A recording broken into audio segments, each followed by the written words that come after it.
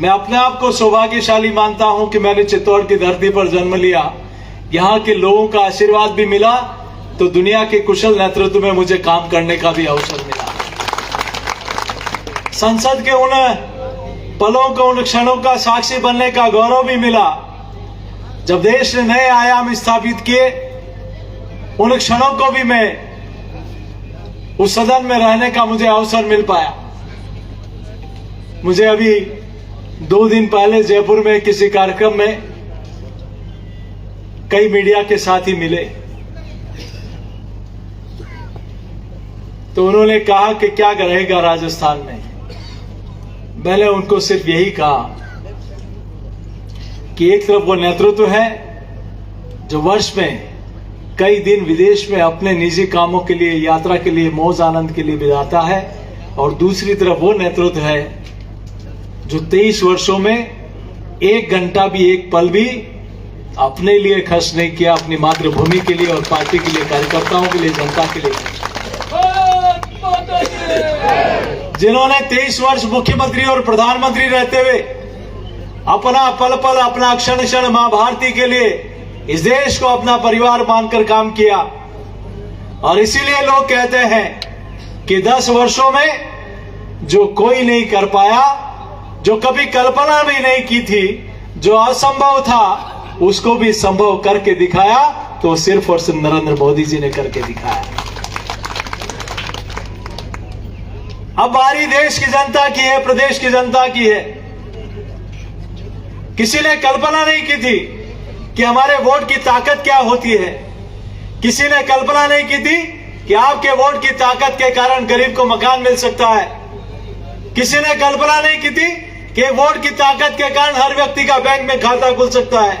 किसी ने कल्पना नहीं की थी कि वोट की ताकत के कारण हर मातृशक्ति को घर, इज्जत घर मिल सकता है। किसी ने कल्पना नहीं की थी कि वोट की ताकत के कारण जहां धुएं से परेशान बहनों को उज्ज्वला का कनेक्शन मिल सकता है। एक वोट की ताकत के कारण आयुष्मान कार्ड मिल सकता है। एक वोट की ताकत के कारण मेडिकल कॉलेज खुल सकता है। एक वोट की ताकत के कारण पासपोर्ट ऑफिस खुल सकता है। एक वोट की ताकत के कारण नई रेलवे लाइन आ सकती है। एक वोट की ताकत के कारण ब्रॉडगेज मीटर गेज से ब्रॉडगेज हो सकती है। एक वोट की ताकत के कारण इलेक्ट्रिसिटी रेलवे में हो जाती है।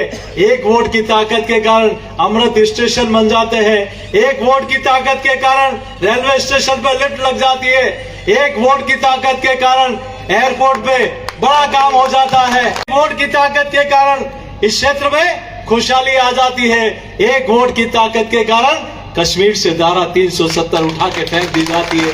एक वोट की ताकत के कारण 500 वर्षों पुराना हमारा सपना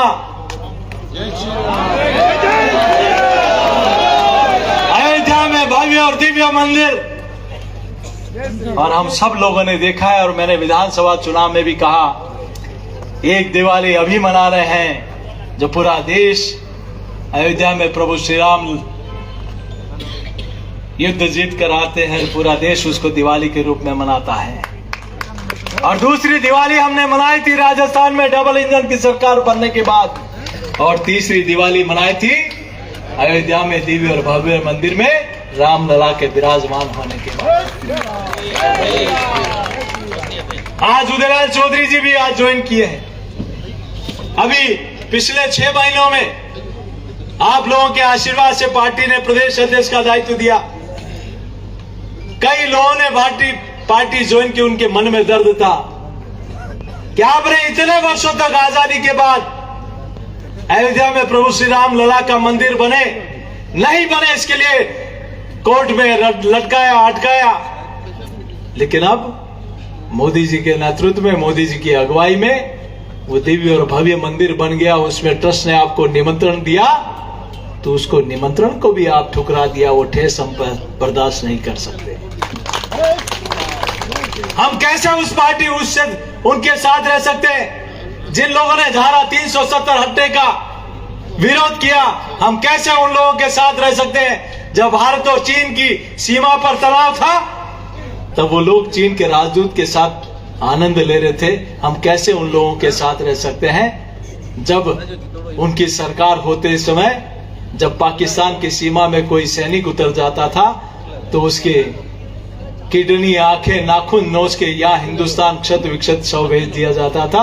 हम उनके साथ हैं जिनके नेतृत्व में 72 घंटे में कैप्टन अभिनंदन हिंदुस्तान सुरक्षित लौट के आ जाता है। और ये ठीक कहा।